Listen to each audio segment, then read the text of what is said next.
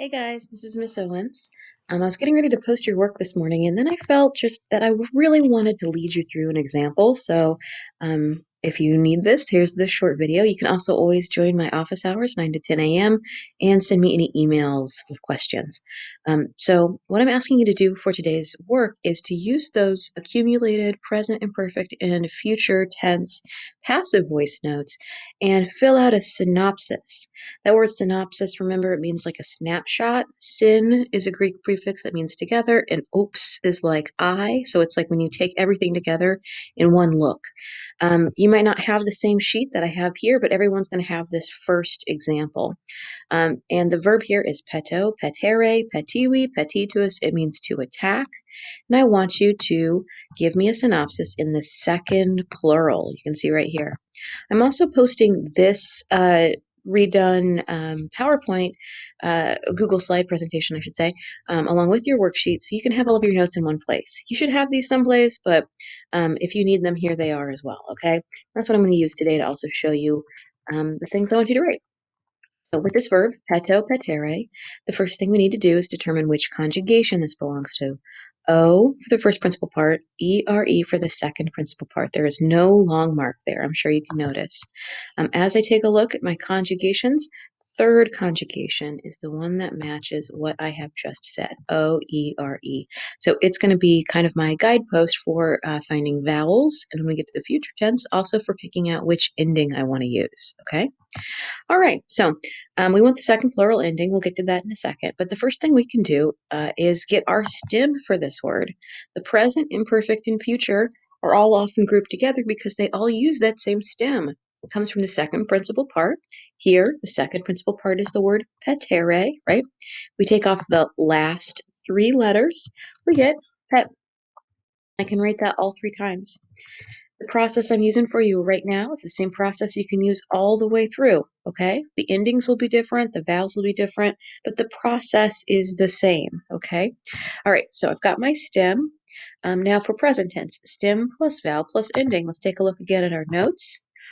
Present tense passive, stem plus vowel plus ending. We want to use the correct vowel. We said it was third conjugation. And it's not the third plural ending. That's what the NTUR means there, right? So we want to add the vowel I for our present tense only, P-E-T-I. Let's go back to our notes. Oops. And we want to go to our endings now. We said second plural, okay? The reason I know what the second plural ending is because we always write our endings the same way. The top line is the first, the second line is the second, the third line is the third. Obvious, right? And then the left-hand column is the singular and the right-hand column is the plural. So the second plural ending for me right here is many. Hopefully you can see that, many. And since I'm down here, I'm going to go ahead and pick out my translation. It's am, is, or are being blank ed. If you do not remember, the reason that we write your endings like this is so it's easy to find person and number, but also because it always follows the same pattern for translation. The first box here in the top left-hand corner means I for the verb. The next one is you. The next one is he, she, it. The next one is we, y'all, they, I, you, he, she, it, we, y'all, they. Since I'm using many, I'm going to use y'all as my translation. Y'all are being blank ed. We're going to go back to our form here. So our ending is many. Our translation is y'all are being, and the word here means to attack. Y'all are being attacked. Okay, all right, the imperfect tense now. Let's go to our next slide. So for the imperfect tense in the passive, it's still stem plus vowel plus ending, and we already have our stem, that's P-E-T. Our vowel comes from the third conjugation, once again, so that's an E. Go ahead and add that in before I forget. Notice it changes. Oops, I'm sorry. And close that out. My ending set here are bar, baris, batur, ba more, ba many, batur. And you notice it's written the same way, 3 and 3, right? For that reason I just told you. It's the first, the second, the third person, singular on the left-hand side, plural on the right-hand side. So my form here is going to be ba, mini, B-A-M-I-N-I. And it's still y'all, and y'all were being blanked, attacked here. So, ba, many,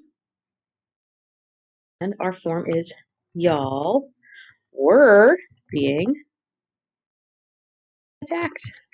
Awesome. All right, last one here. We've got our future tense. In the future tense, it really depends on which conjugation you're in, so you know which ending set to use, right? And we just said ours is in the third conjugation. So I'm going to skip over this slide. We don't need it. There we go. This one we want. If your verb is third, third I or fourth, it's still stem plus vowel plus ending. We've got our stem, it's PET.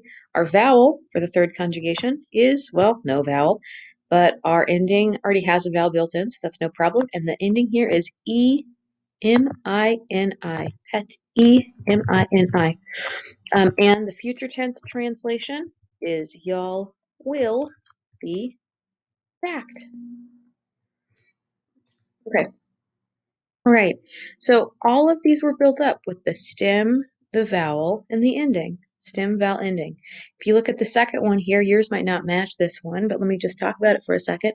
Moeo, moere. Notice EO and then long ERE, that changes conjugation. What that means is that your vowel is probably going to be different than it is for the pete mini, pete ba mini words here, okay? Also, your endings are going to be from the third singular.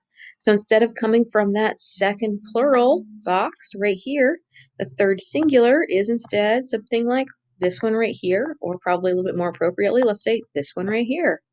Um, so the pieces are all on these slides. It's all about how you put them together. Please, please, please feel free to ask me any questions. I want you to know how to do this. You're going to be doing this year and next year, okay? So please keep me in the loop. All right, have a good Wednesday.